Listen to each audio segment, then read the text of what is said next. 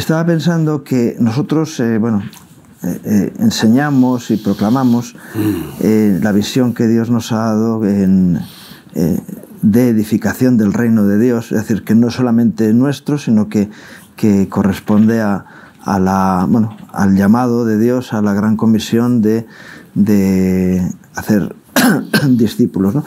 4 columnas. Primera columna, evangelismo. Segunda, discipulado. Tercera, obra social, que en algún caso puede ser otro ministerio. En el caso nuestro es fundamental la obra social. Y una cuarta columna, que es la economía del reino, ¿no? Sobre la base de Jesucristo y la edificación del edificio, vamos a decir, del reino de Dios. Y es tan importante y cada una tiene su lugar. Es decir, solemos decir que un edificio bien edificado, las columnas tienen que ir paralelas, siendo edificadas paralelamente para que no haya desequilibrio, pero la primera y la fundamental es la de evangelismo, ¿no? Y para evangelizar hay que saber lo que es el evangelio primero, ¿no? ¿Qué es el evangelio, no? Claro, pues es la buena nueva, ¿no? Es la principal porque las demás no tendrían ningún sentido sin esta. Es más, con esta podría bastar. Porque al final lo que importa es el objetivo primordial que manifiesta el amor de Dios, con el cual pues nos ha dado salvación, ¿no? Y lo ha expresado en la forma más sublime y más gloriosa y más impresionante, que es la de sacrificar a su Hijo, ¿no? Para pagar por las culpas imposibles de remitir, de justificar de todo ser humano. Y es la buena nueva de que la Torá, la letra mata, la ley condena, pero la gracia de Dios, el nuevo pacto que nos trajo Jesús, es salvación y vida eterna en esa gracia por el sacrificio de Jesucristo. Pero una vez que ha habido arrepentimiento verdadero, que también se arrepiente uno por gracia, no porque quiere. Si nos da el don del arrepentimiento, si nos lleva al arrepentimiento, que es la primera manifestación de la unción del evangelismo. Es decir, que el Espíritu Santo traiga convicción de pecado y de juicio, ¿no? Y de juicio merecido y condenación, y por tanto el horror, la vergüenza, el bochorno y la humillación de haber hecho barbaridades contra Dios, contra uno mismo, contra el prójimo. Y como consecuencia el cambio de mente, la metanoia, cambio de manera de pensar y odio a lo que amábamos, que era el pecado, ¿no? Ese es el arrepentimiento verdadero, ¿no?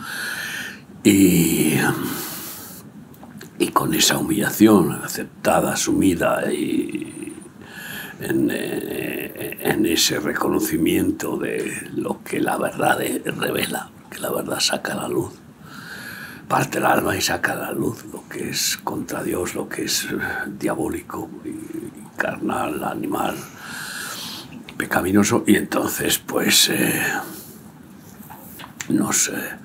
el arrepentimiento nos lleva a humillarnos, a pedir perdón y decir, pero qué barbaridad, es que ignorante, qué torpe he sido, ¿no? Y cómo es posible que no haya conocido yo y gustado cuán grande es el amor de Dios, y qué buena nueva de paz con Dios, que en definitiva es el asunto, la paz con Dios.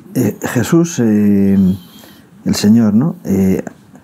Les proclama o les denuncia a los religiosos en la época, dice, movéis cielos y tierra para hacer un proselito, y una vez que lo habéis hecho, le hacéis 2 veces más hijo del diablo que vosotros mismos. Es tremendo, ¿no? Digo, por tener enfrente, porque Jesús era el evangelio vivo, él era puro evangelismo, él era el verbo y él era el evangelio, la buena noticia era él en la tierra, ¿no?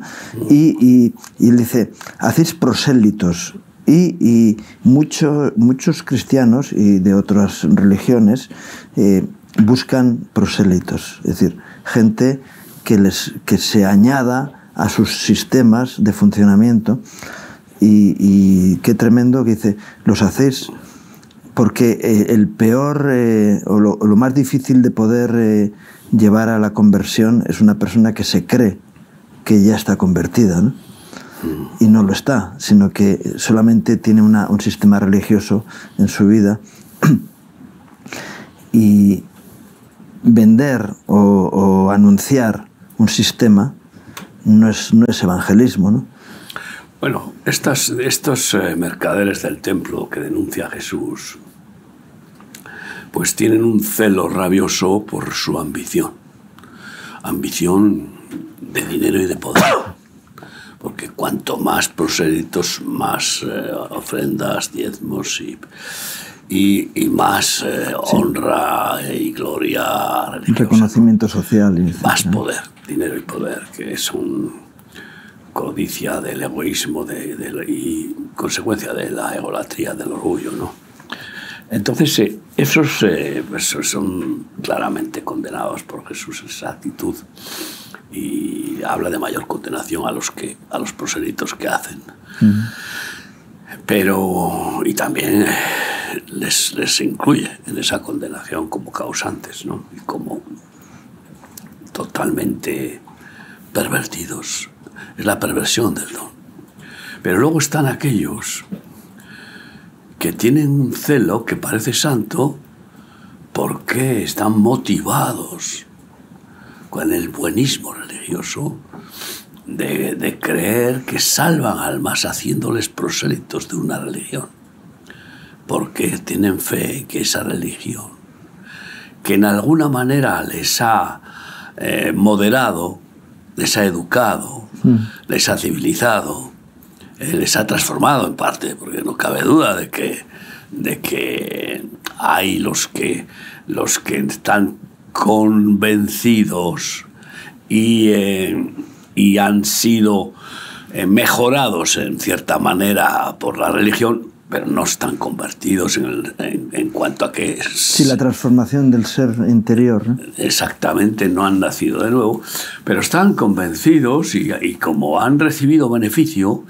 porque claro, el Evangelio, lo predique quien lo predique, es bondad de Dios y sabiduría de Dios, y por tanto no es tan difícil de convencerse, y son los convencidos religiosos. Pero, claro, se equivocan en que hacen prosélitos con un celo humanista de una religión, en lugar de estar apasionados por Cristo y hacer discípulos de Cristo, que no tiene nada que ver con ninguna religión, que después el Espíritu Santo podrá decir que podrá ubicarlos en esta iglesia, en esta congregación, o simplemente llevarlos al desierto como a Juan Bautista. No sé lo que haga la voluntad del Espíritu Santo de Dios, es la soberana. Y ese es el grave error, pero están verdaderamente convencidos de que hacen bien. El otro día alguien me argumentaba, es que la gente tiene que conocer la palabra. ¿Y por qué? La palabra les salva. No. El conocimiento de la palabra, es más, la Biblia advierte que la letra mata. Y yo les dije, ¿no? Vamos a ver, el apóstol Pablo era un conocedor absoluto de la palabra desde Génesis hasta Malaquías, ¿no? Bueno, la palabra absoluto yo no la pronunciaría para... Bueno, él conocía los textos... todo lo que era realmente el texto, lo que es los textos, ¿no? El absolutismo le corresponde solo a Dios. Bien, pero bueno, nada, te hago un comentario. Era un maestro de la palabra que la conocía perfectamente, ¿no? Y sin embargo, perseguía a la iglesia. Por eso el Señor se encuentra con él en el camino de Damasco y le dice... yo soy a quien tú persigues, y cae derrotado porque dice, todo mi conocimiento de la palabra, dice, Jesús dice, el Señor dice, escudriñar las Escrituras porque ellas hablan de mí. llegar a conocer a Jesús a través de la palabra está bien, pero como te quedes solamente en la palabra y no llegas a conocer a Jesús, la palabra es un impedimento para llegar al conocimiento de la verdad. Sí, porque te crees justificado y en realidad el conocimiento envanece, pero el amor edifica. Conocer a Jesús, que es amor. Y Él es la palabra viva. Dios es amor. Conoces lo que es el verdadero amor, la sustancia de Dios a través de Jesús. Y eso te rompe todos los esquemas y acaba con todas las estructuras. Y ya no tienes énfasis ni bueno, pues atadura religiosa. Es decir, quieres vivir amparado en esa comunión con el amado, ¿no? Te has enamorado y ahora quieres que todos conozcan a la fuente santa del amor, de la paz, del gozo, de los frutos del Espíritu Santo como sustancias de Dios, y a la omnisciencia, no la letra, sino la omnisciencia, el conocimiento vivo, ¿no? El rema que necesitas, ¿no? Porque ¿para qué ponerte de biblioteca 8 horas al día para ser un cabezón religioso, ¿no? Si no, es lo mismo que para qué, si tienes hambre, comerte el chuletón de 1 kilo de Bilbao, ¿no? O sea, es decir, bueno, pues es una exageración. Entonces, comer lo necesario para el cuerpo y para el alma es la vida sabia y sana, ¿no? Y muchas personas quieren comer Biblia, pero como locos, y se empachan y se vuelven un laberinto, porque no tienen capacidad para discernir todo eso en el sentido de digerirlo. Porque la comida para el cuerpo la discierne el mismo cuerpo y toma las sustancias que quiere y que en ese discernimiento quiere recibir, las absorbe y lo demás lo desecha. Pues espiritualmente es igual, ¿no? Todo esto es el problema de cuando el hombre mete la mano, mete la pata, porque la mano, la única mano que nos da amparo y que nos debe guiar es la mano de Dios, el dedo de Dios. El Espíritu Santo lo dice Jesús, y yo por el dedo de Dios echo fuera a los demonios. Y entonces, claro, eso implica una vida de constante humildad, decir, bueno, pero ¿quién soy yo? ¿Qué me he creído yo? Resulta que me hinché a leer la Biblia, la he repetido 40 veces y la he zapateado. Y sin embargo, cada vez me siento más incapaz, inútil e impotente, porque cada vez veo más mi pequeñez, porque también veo cada vez más la grandeza. Cuanto más escudriñas, más grande le ves al Señor y más pequeño tú. Entonces, y esa es la conclusión a la que saca Pablo, el cabezón intelectual, y lo desecha todo. Y para mí ahora solo Cristo, y Cristo hecho hombre, el Verbo hecho hombre, el Verbo crucificado por mí, y el Verbo que ha vencido al pecado, al diablo, al mundo y a la muerte, y que ha resucitado y que volverá, y que está sentado, está el Padre orando por mí para que no se me vaya la olla con orgullitos religiosos, que es el peor orgullo, el orgullo religioso. Ese ha llevado a matar diciendo que se hace en el nombre de Dios. Y eso es lo que hacía Pablo. Era un soberbio del conocimiento que ensoberbece, porque ese afán de conocimiento inevitablemente lleva al hombre a mezclar el árbol del conocimiento del bien y del mal con el árbol de la vida. Entonces te imaginas qué dicotomía y qué esquizofrenia, ¿no? Y al final pues se invade el árbol del conocimiento del bien y del mal, invade el alma y produce pues eso, una oscuridad intelectual que puede llevar incluso a la condenación en muchos casos. Claro. Después del Señor, ¿no? El paradigma de evangelista es Felipe, que es enviado por el Espíritu a ponerse al lado de del etíope. Sí, bueno, el primer evangelista, como sabes, es Juan Bautista, ¿no? Sí. Ese es el máximo, precursor de... El precursor, pero dice que el mayor ungido del evangelismo, ¿no? Porque, claro, él como profeta y evangelista, pues fue el primero que proclamó la llegada del Mesías y como Rey eterno, arrepentíos porque el reino de los cielos se ha acercado a vosotros, porque el Rey eterno se ha acercado, ha bajado a la tierra, ¿no? Entonces, el más excelente, y según las palabras de Jesús, de que no hay otro como Juan Bautista. Pero efectivamente después, bueno, hay que reconocer que ya antes de Esteban, Pedro también había evangelizado, ¿no?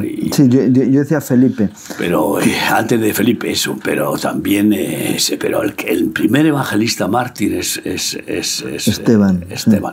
Que fue uno de los 7 diáconos llenos, ungidos del Espíritu Santo, que claro, cuando te unge el Espíritu Santo y te llena de ese fuego, de esa pasión, porque te bautiza en fuego también, no puedes parar, o sea, eres una boca proclamadora, embajadora del Salvador, de su salvación y de sus nombres. De alguna forma, la semilla de Esteban provoca el encuentro de Saulo de Tarso con el Señor, ¿no?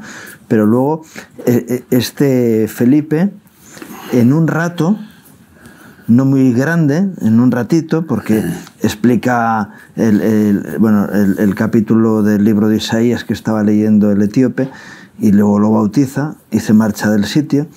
Pero esa semilla que él pone genera un evangelista que no está centrado en el conocimiento bíblico, porque no entiende la palabra, sino que tiene un encuentro personal con el Señor, y va a Etiopía y lleva a los pies de Cristo a miles de personas en Etiopía, ¿no? Esa semilla puesta en alguien genera una multiplicación de semilla en otros muchos.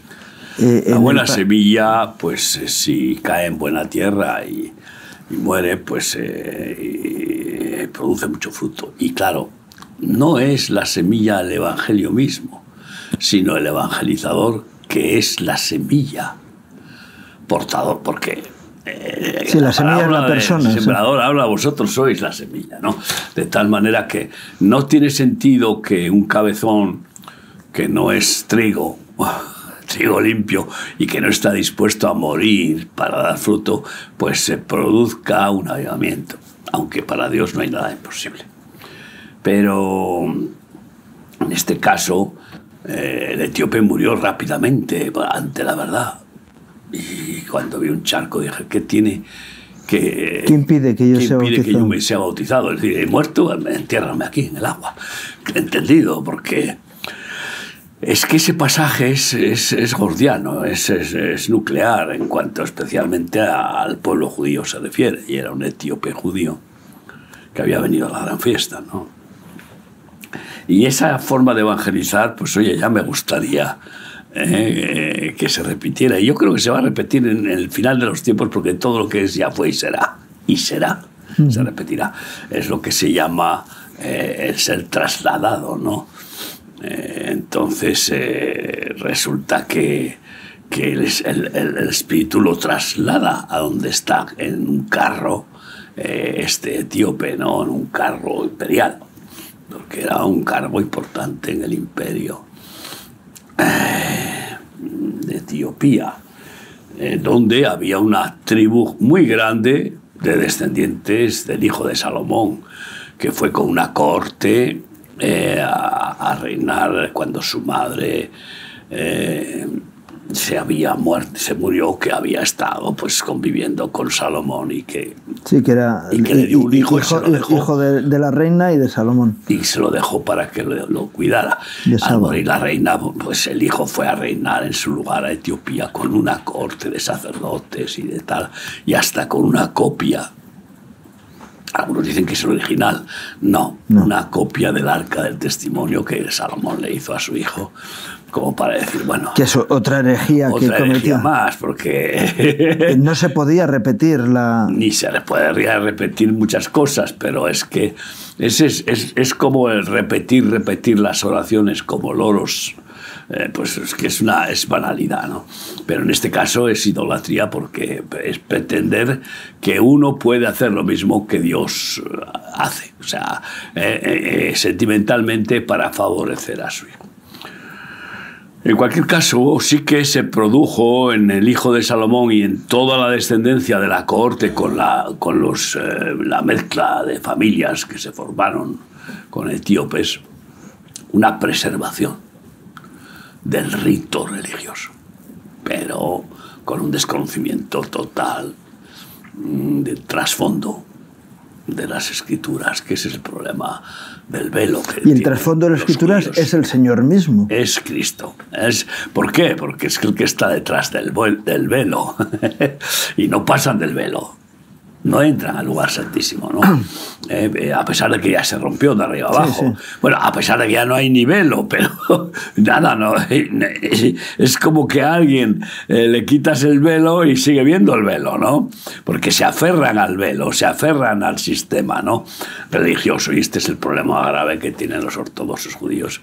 Sí, pero para mí el problema de los ortodoxos es su problema, el problema de la Iglesia es su problema. Yeah. Yo entiendo que si no está toda la creación, es decir, toda la humanidad, si no está ya glorificando a Dios, es culpa de la Iglesia, que hace esfuerzos evangelísticos pero no evangeliza. No, porque no lo vive, porque no puede ser. Es que ningún orador convence a nadie cuando los que le oyen se dan cuenta. Este de piquito, pero no, su corazón no. Entonces, estos evangelistas ungidos, pues fíjate tú, la primera predicación de Pedro, ¿cuántos? Sí, 3.000, ¿no? La segunda, 5.000. Y luego creo que le amordazaron para que no hiciera más, porque qué problemón tú. Pero ese crecimiento, quizá en una semana, de 8.000 nuevos creyentes, no se da hoy en la Iglesia. De hecho, estadísticas hablan, la Iglesia está creciendo, pero el porcentaje de creyentes, bueno, de miembros de la Iglesia, porque luego habrá que ver quién realmente es y quién no es, ¿no? No son todos los que están, ni están todos los que son. Se mantiene el porcentaje con el porcentaje con la totalidad de los seres humanos, lleva desde el siglo XIX que se mantiene fijo. Es decir, que hay un remanente de testimonio, pero no hay eso que ocurrió con Pedro, ¿no? De que una explosión. Yo el otro día hacía, en una predicación, les hacía un juego matemático. Dicen que hoy en día en España hay un 2% de evangélicos. Yo digo, bueno, vamos a hablar del 1, para no ser 500.000 de personas que se congregan los domingos en los cultos. Si cada uno llevara a los pies de Cristo a una persona en un año, como meta, fíjate tú, dices, el año siguiente serían 1 millón. Bueno, pero serían 2%. El siguiente, 2 millones. El otro, 4% de la población. No, pues el siguiente, el 8%, 3 años. El siguiente, 4 años, 16%. El siguiente, 5 años, 32%. Claro, pero 6 años, ese es el juego del ajedrez, sí, que a un emperador le puso un compromiso. En 7 años... Cuando le entusiasmó al emperador. En 7 años nos tenemos que ir a Francia le dijo, o a Marruecos, claro, porque ya no queda nadie en España. Pero esa no es una fórmula. Pero una persona por año. El problema está que esa persona no puede hacer ni uno solo si no tiene él un nuevo nacimiento. Porque tú no puedes parir lo que no has concebido. Claro. Ese es el gran problema de la Iglesia, por eso, el gran problema de la Iglesia es que la mayor parte de los miembros de las iglesias no son discípulos de Cristo. ¿Y a quién dice Jesús id por todo el mundo y predicad el Evangelio a toda criatura, a sus discípulos. Sí, porque para ser discípulo hay que ser discípulo. No, pero en este caso, para que predicar el Evangelio, solo sí. Para eso, la gran comisión es doble. Primero, id por todo el mundo y predicad el Evangelio a toda criatura, y el que creyere y fuere bautizado será salvo. Marcos 16:15. A sus discípulos. Luego también les dice Mateo 28, id y hacer discípulos. Pero para predicar el Evangelio hay que ser discípulo de Cristo. ¿Y qué es lo que vemos? Que muchos, incluso predicadores de púlpito, son discípulos de una escuela, un sistema, y no salen del velo bautista, no salen del velo pentecostal, y no salen del velo adventista o del velo no sé qué. Es decir, que tienen ese velo como sagrado. Y por tanto, ese velo sagrado es su referencia, la denominación y el sistema en el que han sido forjados. Forjados, además, muy mediáticamente para que se aferren a ese sistema. Todos diríamos, planes autócratas, o sea, dictadores, procuran forjar seguidores que sean adictos totales, es decir, fanáticos de su sistema, ¿no? Y eso con la política, con las universidades, con las escuelas que están mediatizadas, y con las religiones sobre todo. Y ahí está el gran problema. Y por eso no hay unidad, que es una de las condiciones bien claras que establece Jesucristo para que el mundo crea. Y no hay unidad porque pues son reinos de taifas religiosos completamente amurallados, que además aparentan piedad y buenas palabras. Se reúnen sus jefes, en muchos casos llamémosles capos de la religión, otros pues ministros que no están dirigidos o que no están inspirados, y otros pues que están ahí en una paciencia increíble por buscar bendecir a los ministerios. Pero y se reúnen y leen Juan 17 y que seamos uno y oremos por la unidad, y así pasan 40 años, se mueren y nunca ha habido unidad entre ellos. Nuestro ministerio tiene más de 40 años, ¿no? Y cuando comienza el primer núcleo, comienza en la ciudad de Vitoria, un grupito pequeño, y pasado este tiempo vemos la multiplicación que Dios, por pura gracia en medio nuestro, ha generado, ¿no? Es decir, que nosotros hemos experimentado esa multiplicación que Dios produce cuando se lleva el Evangelio de una forma y la real, ¿no? Experimentando, gracias a Dios. Sí, no, evidentemente. Sigue existiendo esa realidad. Entonces dices, el hecho volviendo al símil de la semilla, ¿no? Una semilla viva va a generar siempre una multiplicación. Jesús, bueno, tú comentaste antes la buena tierra, 30, 60 y 100 por uno. Se produce una multiplicación. Y en nuestro ministerio han ocurrido ocasiones en las que hay un obrero en un sitio y en lugar de multiplicar, divide. Y hemos tenido que decir, a ver qué pasa con este señor. Cuando la buena semilla en otros está generando multiplicación, en este está generando división. Entonces algo está funcionando mal, y no es la semilla, sino que es la persona, ¿no? Pero yo digo, ¿y por qué no ocurre? Si esa misma multiplicación hubiera tenido todas las iglesias que conocemos en España, el mundo ya estaríamos celebrando la venida de Jesús, porque dice, antes de que Él venga, será predicado el Evangelio en todo el mundo. Es decir, y no geográficamente, sino en los corazones de las personas, porque ese texto habla de eso, de que será llevado el Evangelio a todas las personas que están en el mundo. No, oye, que estamos en Australia, que estamos en tal... No, a cada corazón. Cada persona ha tenido la oportunidad de conocer al Señor, ¿no?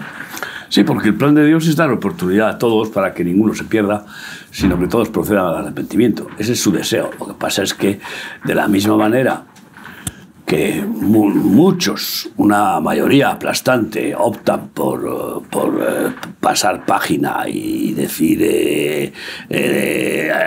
que Dios es pues que no es como tan radical, y que humanizan a Dios y humanizan el Evangelio. Entonces, ¿qué es lo que pasa con la buena semilla y cuando dices que la buena tierra? Es que, ¿qué significa ser buena tierra? ¿Quién es buena tierra? ¿Quién es bueno en este mundo? No hay ni uno. El tema está en que la malvada tierra, maldita tierra, por el pecado, maldita será la tierra por tu causa, la malvada tierra es regenerada, como algún día será regenerada la creación. Sí, despedregada. Es decir, que volvemos a lo mismo. Si no hay un nuevo nacimiento, ese es el gran problema. Porque ¿cómo puede predicar un evangelio puro aquel que tiene doble ánimo? Aquel que tiene en su corazón todavía egoísmo, humanismo, amor al dinero, amor al mundo, prioridad absoluta a la familia antes que a Dios. Y bueno, ¿y para qué vamos a hablar? Prioridad a la religión antes que a Dios. O sea que al final dices, ¿dónde está el problema? Pues que no hay buena tierra, salvo aquellos que han sido regenerados. Y tú sabes cuántas tierras malditas. Sí, Israel tiene experiencia son despedregadas en cómo ha regenerado tierras malditas en los pantanos y desiertos de Israel, ¿no? Entonces, hay pocos que estén dispuestos a morir para nacer de nuevo. Fíjate. Hay pocos que estén dispuestos a aceptar la invitación de Jesús. El que quiera venir en pos de mí. Sí, niegues a sí mismo. ¿Y qué más? Y tome su cruz. ¿Y cuántas veces? Cada día. Y sígame. ¿Y para qué la cruz? Para Falta morir. la cruz en el Evangelio actual. Falta la cruz de nadie, o sea, nadie que no esté dispuesto a morir por Cristo y por el prójimo, y a morir por vergüenza de la vida vieja, pelleja que hay en el corazón humano. Pues los que no estén dispuestos a eso no pueden ser transformados en buena tierra. No pueden nacer de nuevo. Fíjate, ayer vi una película, es impresionante, yo la aconsejo. Su único hijo es la historia de Abraham.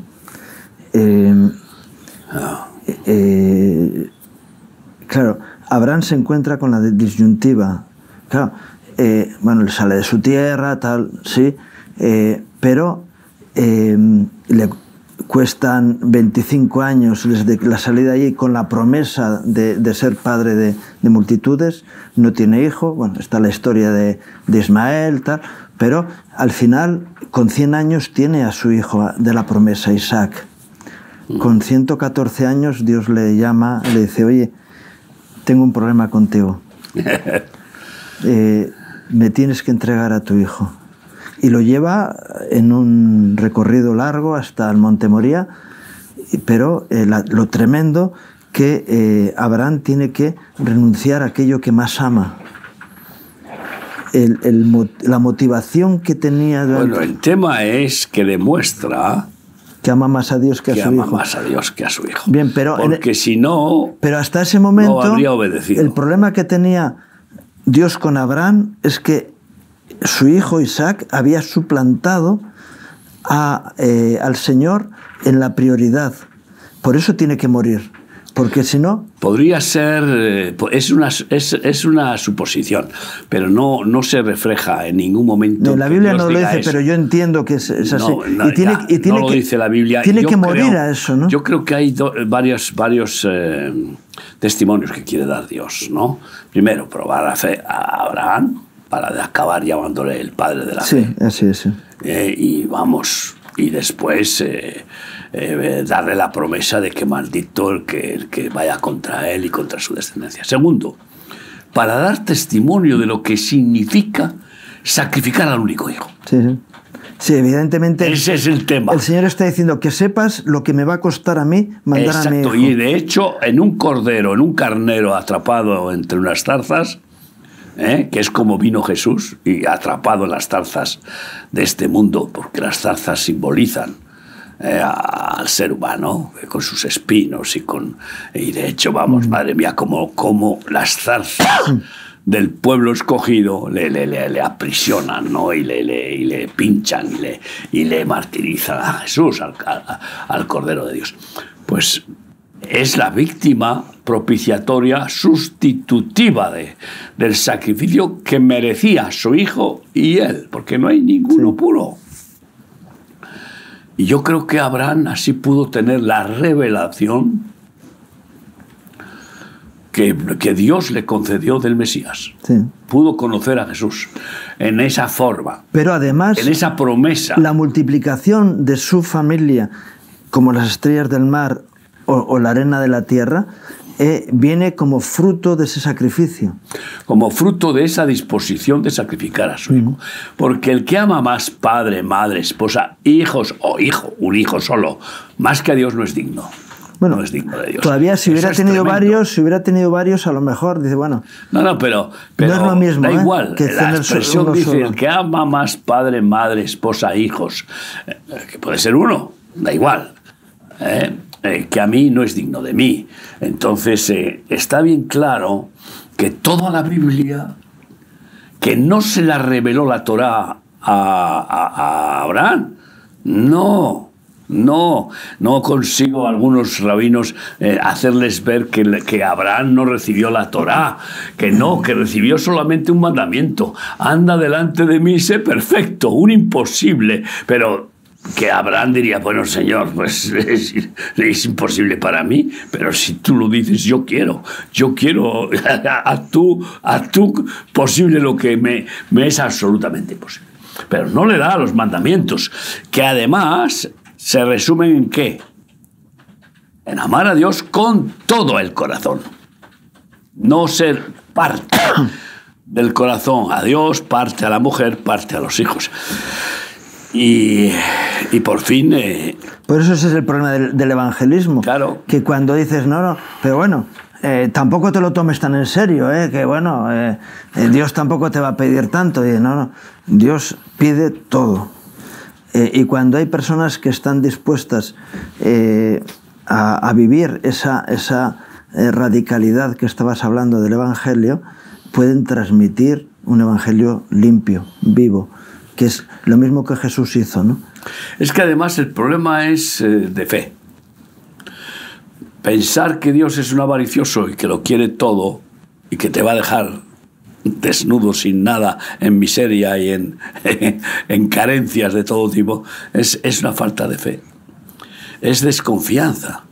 No. Lo que quiere es despojarnos de toda codicia, lo primero, que es la raíz de todos los males. Nos quiere purificar para liberarnos de nosotros mismos, que es la esclavitud más grande de todo ser humano. El amor propio, el orgullo, el ego, la egolatría. Y entonces, ¿pero de qué? Si luego resulta que se manifiesta como Yahweh Jireh y nos dice que nada nos falta, ni nos faltará. Porque Él es nuestro pastor. Luego se manifiesta con una multitud de promesas, de protección, de provisión, de bendiciones a raudales. Por lo tanto, y especialmente de aquellas que no hay manera de comprar, ni con todo lo del mundo. Y la regala. ¿Pero a quiénes? ¿Cómo va Dios a dar abundancia, por ejemplo, positivamente, que Dios da abundancia negativamente a algunos para su propia ruina, ¿no? En cuanto a que aman el dinero, pues toma, te voy a hinchar de dinero hasta que revientes, ¿no? Como al pueblo de Israel que dijo, ¿queréis codornices? Pues toma. Hasta que salgan por las narices, ¿no? Entonces, pero lo que quiere Dios es poder ser abundante, porque es dueño de todo, abundante conforme a su generosidad, pero con hijos verdaderos liberados de ese humanismo satánico heredado de la como vieja naturaleza, ¿no? Y una vez así, entonces resulta que los hijos de Dios pues podemos ser buenos administradores, buenos transmisores, mensajeros, testimonios vivientes de la generosidad de Dios, del amor sacrificial de Cristo, ¿no? Y eso es lo que convence. Eso es lo que convence. Porque ¿de qué serviría que nosotros predicáramos y viviéramos como queremos vivir al estilo de la iglesia original, si resulta que no damos testimonio a los que conviven con nosotros? Entonces ellos se dan cuenta. ¿Y por qué? Pues se entusiasman y porque reciben la revelación y mueren al mundo. Han estado en el mundo, especialmente los que han estado en el mundo pisoteados por la droga, por el diablo, pues son tizones arrebatados y han experimentado el cambio de naturaleza física, psíquica y espiritual, y son nuevas criaturas, y entonces pues evangelizan a destajo, sí, a trote y moche, como yo digo. Sí, lo mismo pasa fuera de si hay alguien que ha tenido de todo y no le ha satisfecho nada de lo que ha tenido, también sabe que ahí no está la satisfacción de las cosas, ¿no? Algunos, pocos, vienen desde esa No, pero ¿sabes qué pasa? El joven rico vino y no hubo manera de que celebrara. Normalmente, qué difícil es que un rico entre en el reino de los cielos. ¿Sabes por qué? Porque en el fondo podría estar dispuesto a renunciar a la Porque no tengo necesidad de Dios. Pero no al confort, a la forma de vida de un montón de condicionantes que se compran con el dinero y que producen ese confort. Yo te lo digo porque en la medida que uno se va haciendo mayor, se da uno cuenta de que te sobra la mayor parte de las cosas, sí, porque no necesitas ya. En realidad no satisfacen. Porque no tienes fuerzas, y no tienes fuerzas ya para buscarlas en la forma de antes, ¿no? Y entonces puedes aprender a vivir más fácilmente con sencillez. Pero incluso hasta los viejos avaros no hay manera, salvo un milagro. Solo un milagro puede cambiar. Pero eso a cualquiera. Hace falta el milagro de Dios para cualquier vida. Sí, pero para algunos más. Para algunos más. Sí. Algunos milagrones. Esta es la realidad, ¿no? Y bueno, evangelizar, pues es que es primordial, ¿no? Y cada año, pues nosotros nos esforzamos en evangelizar en las calles. Y bueno, de hecho ya estamos planificando, por fe, confiando en que el Señor lo confirme, campañas pues, por toda España, ¿no? Y luego en muchos países, ¿no? Aunque el éxito de las campañas está en el boca a boca de las personas que aprovechan esos eventos para llegar a personas y transmitirles el verdadero mensaje del Evangelio, que no es algo para genérico, sino particular para cada una de las personas, ¿no? Cuando se cree que el Evangelio es algo pues así, universal, y bueno, es un mensaje universal, pero si no se lleva a la persona concreta, no, porque alguien puede decir, bueno, sí, va a haber un reino de Dios, tal, no sé qué, a lo mejor yo entro, y no, perdona, Dios quiere que tú experimentes la realidad del reino de Dios en tu vida cada día, no esperando, como dice la Iglesia Católica, que este es el valle de lágrimas y después de la muerte estaremos en el paraíso. Y Jesús decía, hágase tu voluntad aquí en la tierra. El paraíso ya vino a la tierra otra vez con el Mesías, con Jesucristo, y lo está regenerando. Y de hecho es lo que uno experimenta cuando nace de nuevo. Estoy en el paraíso porque estoy imantado del amor de Dios, del poder y gusto de la paz, de la gracia de Dios, y entonces estoy en paz con Dios, conmigo mismo, ya vivo en el paraíso. Aunque, por supuesto, tengo la esperanza de que será una gloria alucinante el paraíso celestial. Pero con respecto al evangelismo,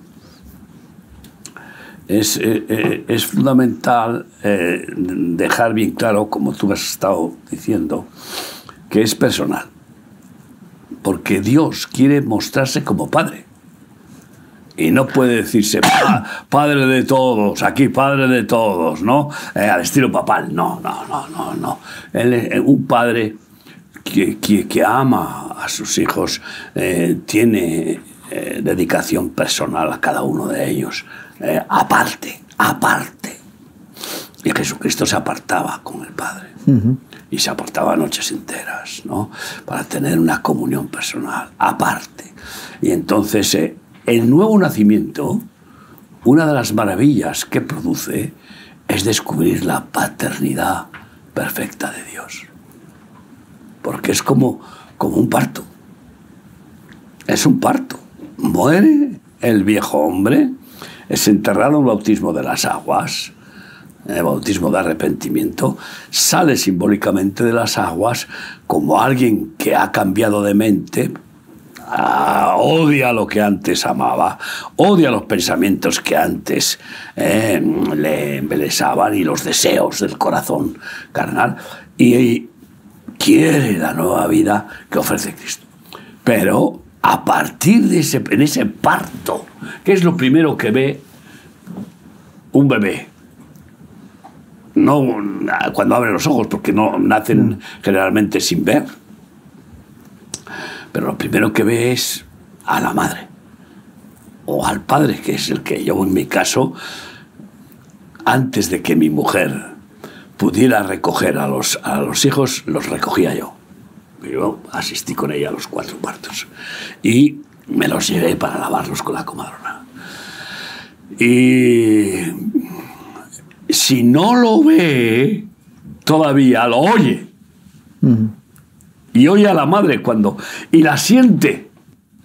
Cuando la madre, después limpio, se lo llevas, que es lo que hacía yo, lo que hacen. Sí, bueno, ahora antes de cortar el cordón umbilical ya la ponen al regazo de la madre. Para que haya un feeling.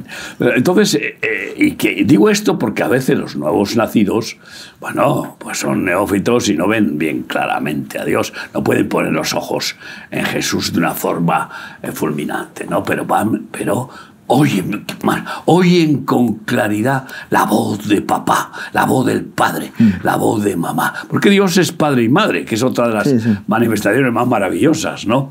Que hace de madre, como lo dice en varios textos bíblicos, ¿no?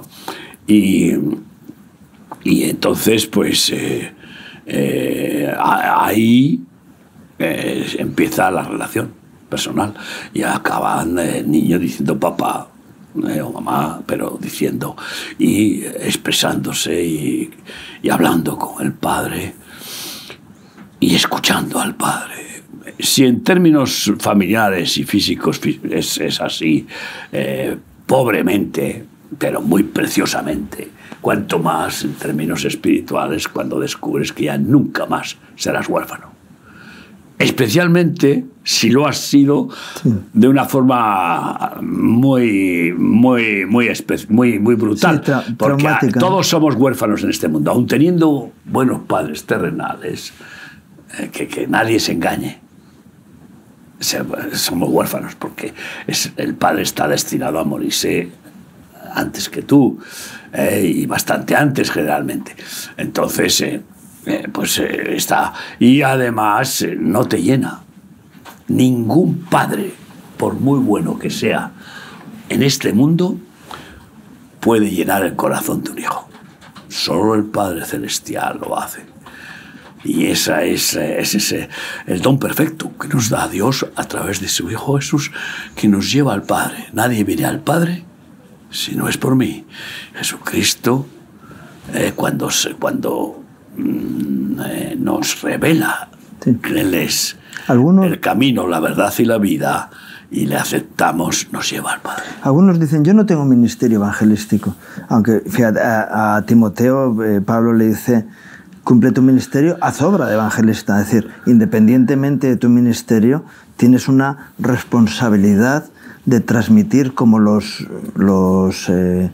leprosos delante de Samaria, cuando fueron al campamento los filisteos y vieron que estaba todo vacío y empezaron a recoger los alimentos que había allí. No podemos callarnos la buena nueva. Y van allí a la puerta de la ciudad a decir, oye, que los enemigos han huido, no sabemos por qué. Y ese día se cumple la profecía de que la comida iba a estar a un precio barato, ¿no? Pero dice, tenemos que transmitir la buena nueva. Cuando alguien la ha recibido, tiene la obligación espiritual y moral de transmitírsela a otros, ¿no? Y como dice la palabra, ¿cómo creerán si nadie les predica, ¿no? Y algunos dicen, no, yo no he sido enviado. ¿Y cómo predicarán si no fueran enviados? Si no eres enviado, es que no eres nacido de nuevo, porque si no, el Espíritu mismo en ti te empuja a transmitir la bendición de la gracia de Dios sobre tu vida, ¿no? Fíjate cómo es Juan 3, que habla del nuevo nacimiento, que la primera expresión que produce lo que, como testimonio de lo que es nacer de nuevo, es que el que es nacido de nuevo es como el viento, y no sabe de dónde viene ni a dónde va, el viento lo lleva. Eso significa que ese va a ser enviado por el viento, que simboliza al Espíritu Santo. Entonces, esa es después la vida del nuevo nacido, que dice, cada día venga a mí tu reino, hágase mi según tu voluntad, según tu palabra. He aquí tu hijo, tu siervo, he aquí, Dios mío, tu embajador, haz conmigo lo que quieras. Me has enamorado, me has comprado, has pagado un precio altísimo que todavía no acabo de entender. Llévame donde quieras, pon tus palabras en mi boca, pon tus deseos en mi corazón y llévame en tu viento, en tu voluntad, donde quieras. Pero es curioso que la Iglesia intenta, cuando hay un nacido nuevo, está deseando de hablar, un recién nacido, ¿no? Y la Iglesia lo que hace es apaga el fuego. Sí, no te pases. No. Hay que estabular a los corderos. Dice, estabularlos y atarles al pesebre. ¿No? Y entonces, dice, ya se te pasará ese entusiasmo. Digo, ¿cómo que se te pasará? Contágiate tú del entusiasmo del recién nacido y sigue siendo alguien recién nacido toda la vida. No te hagas un viejo evangélico, ¿no? Sino que seas alguien que transmite el evangelio y cada vez de una forma más entusiasta. Porque si no es que entras en un reino de apatía, de uniformidad, en un sistema, ¿no? Y claro, eso es lo que no produce fruto. Y es curioso cómo los nuevos nacidos tienen un índice de nuevos nacidos a través de ellos mayor que la gente que lleva mucho tiempo. Sí, bueno, es como cuando las personas tienen ya 60, 70 años, ya no tienen hijos. Y si pudieran tenerlos, no los quieren, o no sé qué, o no tienen ganas, ¿no? Pero bueno, el asunto es que el nuevo nacido ha dado los pasos que quiere Cristo, ¿no? Llamados. Viene la buena nueva del Evangelio, que es un llamado de Dios a los corazones arrepentidos. El llamado de Dios al perdón. Esa es la buena nueva, a la paz con Dios y con la conciencia y con el prójimo. Llamados. Pero claro, muchos son los llamados, no todos. A algunos ni les llama, como a Zebedeo ni le llamó a sus hijos delante de él y a él ni le llamó Jesús. Escogidos después. Ay, amigo, ahí está el problema. Escogidos. ¿Qué significa escogidos? Pocos son los escogidos. Ahí está el grave problema, que la Iglesia se está llenando de llamados. Llama el Evangelio, ¡hoy qué bonito el Evangelio! ¡Hoy que he venido a una iglesia! ¡Hoy qué bendición! ¡Hoy qué ambiente! ¡Hoy qué música! ¡Qué alabanza! ¡Qué agradable! Y entonces muchos se quedan ahí en ese primer paso como llamados. pero no se dejan escoger, porque escoger algo es sacarlo de donde está y llevárselo. Eso es escoger, como hace cualquier persona cuando va y compra, paga lo que ha escogido y se lo lleva. Pero, ¿y Jesucristo no pagó? Pues no, ahí es donde está el tapón. La mayoría no quieren ser escogidos, ni siquiera muchos pastores no son escogidos de Dios. Y entonces no pueden ser discipulados y por tanto no pueden ser enviados, porque es el cuarto paso, ¿no? El cuarto paso, que es el que quiere Dios para cumplir su gran comisión, que la dice de dos maneras contundentes: ir por todo el mundo y hacer discípulos a todas las naciones. ¿A quién vas a hacer un discípulo? ¿A alguien que no se ha dejado escoger? Este es el gran problema de las religiones. Hacen discípulos a convencidos, a cristianos, a religiosos, a llamados, pero que no se han dejado escoger, y los hacen discípulos y luego los ponen en el escalafón y, pues oye, heredan los puestos en las poltronas religiosas, ¿no? Pero no puede ser. Discipular a alguien que no se ha dejado escoger es forjar humanismo religioso, forjar sistemas elitistas. Y profesionales de la religión, que en lugar de ser fontaneros, pues escogen ser pastores o lo que sea, ¿no? Y ahí es donde se quiebra el procedimiento. Y entonces pocos son los escogidos. Y por eso Jesús entra a Jerusalén el gran día de la fiesta y casi llora. Los llamados vienen a la fiesta de Dios y no le ven. Y ni siquiera le ven al Dios eterno, al Rey eterno, el Mesías en carne humanamente allí delante de ellos. Y dice: a la verdad, veo las ovejas de Israel como ovejas descarriadas sin pastor. La mies es mucha, los obreros son pocos. Y ese es el gran problema, que no puede ser un pastor porque el escalafón le ordena. No puede ser un pastor porque se ordena a sí mismo como pastor. ¿Y para qué vamos a hablar de las mujeres ministras? Porque no han sido escogidos, no se han dejado escoger. Que eso implica, volvemos a la renuncia, a negarse a sí mismo, tomar la cruz y seguir a Jesús y decir: oye, que la mujer, los hijos, bendito sea Dios que me los ha dado, pero no me va a salvar mi mujer, ni mis hijos me van a salvar, ni yo a ellos, ni a ella. Solo Cristo salva, y mi vida le pertenece a Cristo. Me voy con Cristo. Si mi mujer me ama como yo quiero amar a Dios, que me siga a mí, y mis hijos igual. Y si no, bueno, ¿qué voy a hacer? Oraré, sufriré, lloraré por ellos, pero me ha comprado Cristo y ya soy de Él.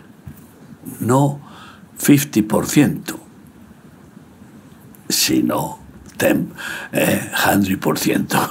¿Cómo es eso? Sí. Sino 100%. 100%. Así que tenemos 4 pasos y desde aquí pues les pedimos que reflexionen. ¿Están dispuestos a dar esos 4 pasos?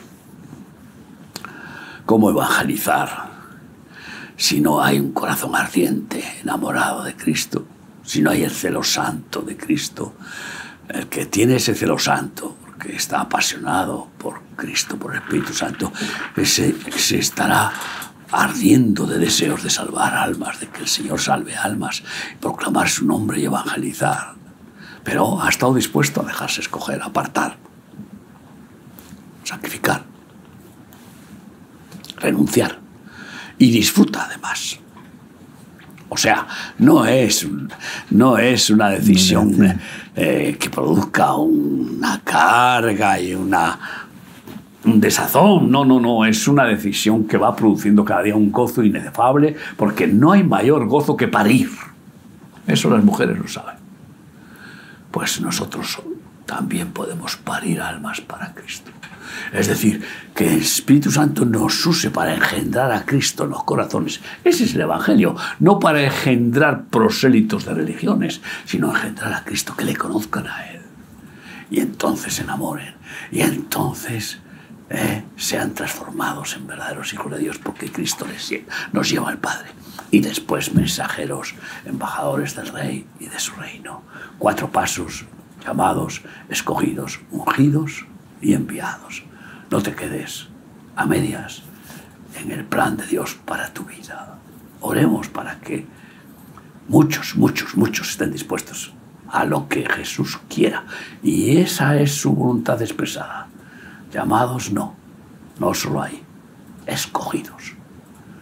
Discípulos, no quiere creyentes. No. Los demonios son creyentes y tiemblan, dice la epístola de Santiago. ¿Quiere discípulos?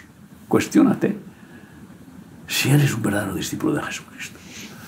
Y investiga en los evangelios cuáles son las condiciones para ser un verdadero evangelio, un verdadero discípulo de Jesús. Verás lo que te dice en Lucas 12, Lucas 13, Lucas 14, lo que te dice la palabra de Dios. El que quiere discípulos dice cómo los quiere.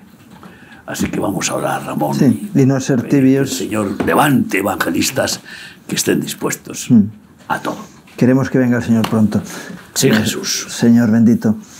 Y despierta, Señor, los corazones, Señor, de los guerreros, Señor. Oh, Señor. Despierta, Señor, el ánimo, Señor, de tus hijos, Señor. Aquellos que por alguna circunstancia se han apagado, Señor, reavívalos, Señor.